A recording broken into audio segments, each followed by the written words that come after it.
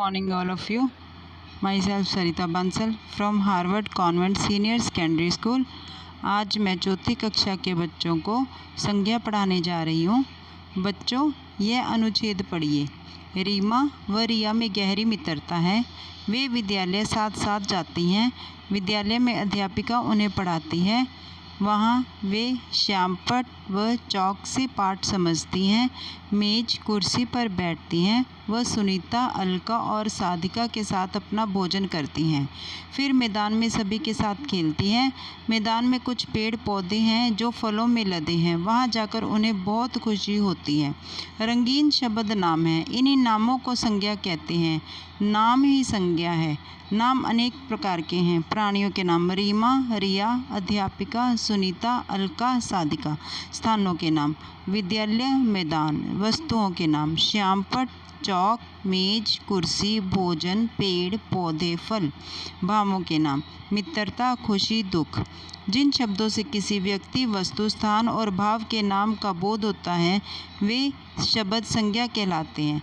यानी कि किसी के भी नाम को, चाहे वह व्यक्ति का नाम हो, चाहे वो वस्तु का नाम हो, चाहे वो स्थान का नाम हो, उसे संज्ञा कहा जाता है। संज्ञा के 3 भेद हैं: व्यक्तिवाचक, जातिवाचक, भाववाचक। व्यक्तिवाचक संज्ञा। इस वाक्य को पढ़िए। मेरे मित्र का नाम कृष्ण है। बच्चों, मित्र बहुत से होंगे पर हम सिर्फ कृष्ण की बात कर रहे हैं, यानी कि एक व्यक्ति की बात कर रहे हैं, इसलिए कृष्ण व्यक्तिवाचक संज्ञा है।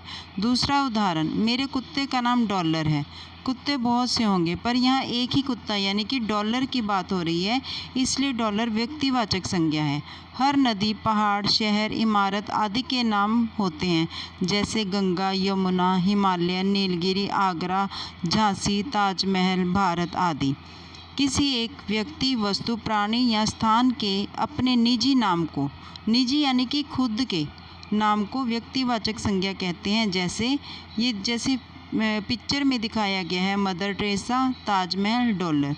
बच्चे, यहाँ पर कुछ एक्सरसाइज दी हुई है करने के लिए, जिसमें निम्नलिखित वाक्यों में उचित व्यक्तिवाचक संज्ञा भरिए। जैसे फर्स्ट है, डैश हमारे देश की राजधानी है, दिल्ली। सभी को डैश के दिन छुट्टी होती है, रविवार। डैश दीपों का त्यौहार है, दीपावली। मेरा पसंदीदा फल डैश है, आम। भारतीय डैश खेल के बहुत शौकीन हैं, हॉकी। डैश अहिंसा के पुजारी थे, महात्मा गांधी। यानी कि इसमें एक निजी नाम को बताया गया है, जिसे हम व्यक्तिवाचक संज्ञा कहते हैं।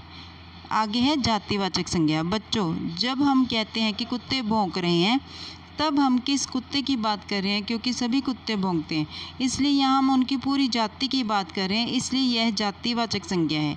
एक और उदाहरण, कुत्ता जानवर है। जानवर भी जातिवाचक शब्द है, क्योंकि गाय, घोड़ा, गधा, कुत्ता सभी जानवरों की जातियाँ हैं। इन शब्दों में हम पूरी जाति के बारे में बात करते हैं, वो पहचानते हैं। किसी एक तरह के मनुष्य, प्राणी, वस्तु या स्थान के नाम को जातिवाचक संज्ञा कहते हैं, जैसे गिलहरी, लड़की, पेड़। आगे इसकी कुछ एक्सरसाइज दी हुई है। निम्नलिखित वाक्यों में से जातिवाचक संज्ञा शब्द छांटिए। हलवाई ने स्वादिष्ट मिठाई बनाई। तो इसमें जातिवाचक संज्ञा क्या है? हलवाई, क्योंकि इसमें सभी हलवाइयों की बात की गई है, किसी एक हलवाई की बात नहीं की गई। ऐसे नंबर 2 पर है, अध्यापक कक्षा में पढ़ा रहे हैं। इसमें जातिवाचक संज्ञा है अध्यापक। थर्ड है, माता जी सब्जी लेने गई। इसमें जातिवाचक संज्ञा है माता जी।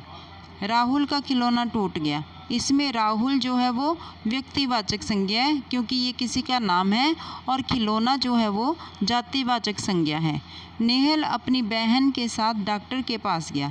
नेहल जो है वो व्यक्तिवाचक संज्ञा है, और बहन और डॉक्टर जो है वो जातिवाचक संज्ञा है।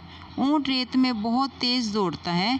इसमें ऊँट जो है वो जातिवाचक संज्ञा है। आगे भाववाचक संज्ञा। बच्चों, निम्नलिखित वाक्यों को पढ़िए। गुलाब की खुशबू मन को भाती है, गुलाब जामुन की मिठास अच्छी लगती है, माँ मेरी ईमानदारी से खुश थी, बुढ़ापा स्वयं एक बीमारी है। उपयुक्त वाक्यों में खुशबू, मिठास, ईमानदारी, बुढ़ापा आदि भाव या गुण के नाम हैं। हम उन्हें महसूस कर सकते हैं लेकिन छू नहीं सकते। ऐसे संज्ञा शब्दों को भाववाचक संज्ञा कहते हैं। अन्य भाववाचक संज्ञाएं हैं गुस्सा, खुशी, सुख, दुख, बचपन, शरारत, स्नेह, आदतें, बुराई, मेहनत, भलाई, दर्द, स्वादिष्ट, ममता, ऊंचाई, सर्दी, गर्मी आदि अन्य भाववाचक संज्ञाएं हैं। हमारे मन के भाव, अनुभव, ये सब क्या है? भाववाचक संज्ञाएं। आगे भाववाचक संज्ञा की भी एक एक्सरसाइज दी हुई है। भाववाचक संज्ञा पर सही का निशान लगाइए। सुंदर, सुंदरता, इसमें सुंदरता भाववाचक संज्ञा है। बूढ़ा, बुढ़ापा, इसमें बुढ़ापा जो है वो भाववाचक संज्ञा है। खुशी, खुश, इसमें खुशी भाववाचक संज्ञा है। शर्मिला, शर्म, इसमें शर्म भाववाचक संज्ञा है।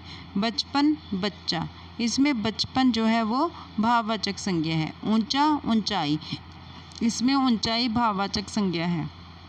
दौड़ना, दौड़, इसमें दौड़ना जो है वो भाववाचक संज्ञा है। मिठास, मीठा, इसमें मिठास भाववाचक संज्ञा है। उम्मीद है बच्चों आपको संज्ञा अच्छे से समझ आई होगी। Thanks, have a nice day.